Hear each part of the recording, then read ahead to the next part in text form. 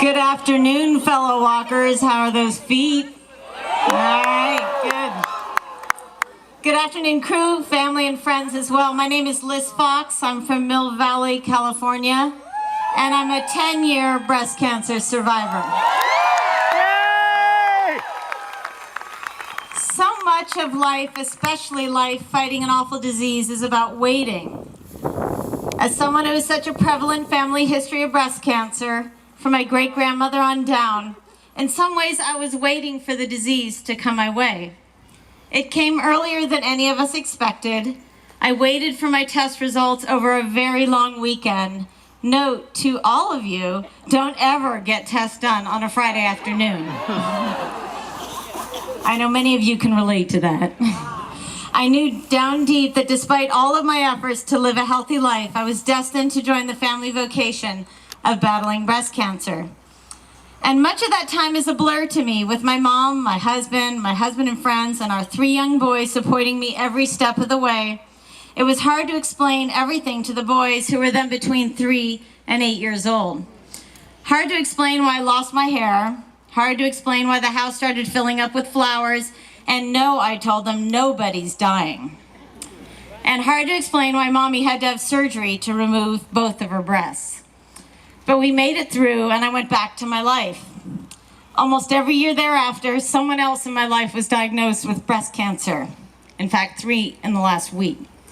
I would offer my advice and my shoulder to cry on, and my cancer was always in the back of my mind. And even years after my diagnosis, I waited to see if it would return. The answer came at my 9-year oncologist appointment, where elevated tumor markers in my blood led to more testing. And I had a full-body CAT and PET scan on a Friday. Again, a Friday. Why always a Friday? And I waited for the results, and I waited, and I waited. And the scans showed that I'm somewhat of a medical miracle. It seems that my cancer may have been metastasizing ever since my original diagnosis, but the medicines kept it at bay until at least year 5. And now I'm polka-dotted with lots of little tumors throughout my skeleton. And my doctors have been aggressive with hormone therapies and powerful pills that keep my bones strong. And right now I'm stable, but I'm not waiting around to get to the next set of results. If I've learned anything, it's that you can't live your life waiting. If you wait too long, you're not living your life. And I'm told that pain and unpleasant symptoms may be coming down the road, maybe not, but I'm not waiting. And I know I have cancer, and I know that my future is uncertain. And when I was first diagnosed, I just wanted to live to see my boys through elementary school, then middle school. Now I'm seeing high school, and my oldest son is starting college in the fall. And next, I'm looking forward to meeting my grandchildren. But please, no rush, boys. So I also didn't wait to come back to walk my 3rd Avon walk, all 39.5 miles. Yeah! So my Team 10 strong out there with lots of family members is here this weekend because there are too many people out there who need help.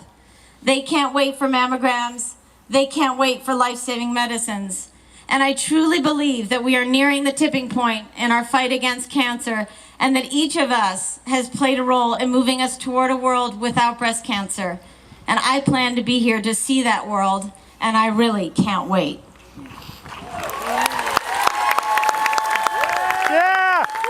So now, to tell us exactly how much good our hard work is going to do here in the Bay Area and beyond, please welcome the Executive Director of the Avon Breast Cancer Crusade, Dr. Mark Hurlburt.